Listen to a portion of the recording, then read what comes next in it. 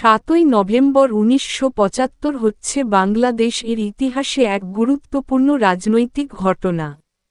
এই ঘটনায় মূলত ঘটেছিল সেনা সদস্য এবং সাধারণ জনগণের অংশগ্রহণে একটি অভ্যুত্থান, যেখানে ছিল জটিল রাজনৈতিক পরিস্থিতি, হত্যাকাণ্ড ও ক্ষমতার হস্তান্তর।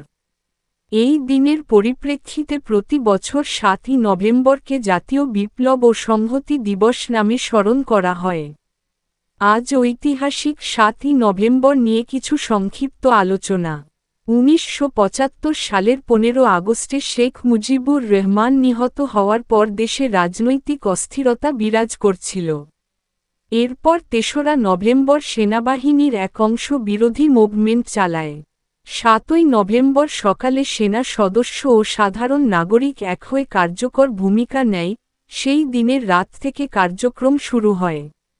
ওই দিনের মধ্যে ছিল জিয়াউর রহমানকে হেফাজত থেকে মুক্তি দেওয়া।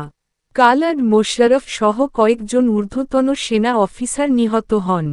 রাজনৈতিক দৃষ্টিকোণ থেকে এটিকে সৈনিক জনতার একতাবদ্ধতা হিসেবে দেখা হয়। এই ঘটনার পর বাংলাদেশের রাজনৈতিক দৃষ্টিকোণ থেকে উল্লেখযোগ্য পরিবর্তন আসে। বহুদলীয় রাজনীতি, গণমাধ্যম স্বাধীনতা, বিচার প্রক্রিয়ায় কিছুটা পরিবর্তন। ইতিহাসবিদদের মতে 7ই নভেম্বর একটি বাকচিহ্ন ছিল, যা দেশের স্বাধীনতা যুদ্ধ পরবর্তী অধ্যায়কে একটি নতুন রূপ দিয়েছে। তবে এই দিনকে নিয়ে রাজনৈতিক ও মতবিরোধও রয়েছে। যত মতবিরোধে থাকুক 7ই নভেম্বরে কারণে বাংলাদেশে বহুদলীয় গণতন্ত্রের মধ্যে ফিরে আসে, সংবাদপত্রে স্বাধীনতা ফিরে আসে। 7ই নভেম্বরের কারণে নতুন বাংলাদেশ উপহার পায় বাংলার জনগণ। 7ই নভেম্বরের কারণে সার্বভৌমত্ব ও স্বাধীনতার নতুন রূপ পায় বাংলাদেশ। শহীদ প্রেসিডেন্ট জিয়াউর রহমানের হাত ধরে।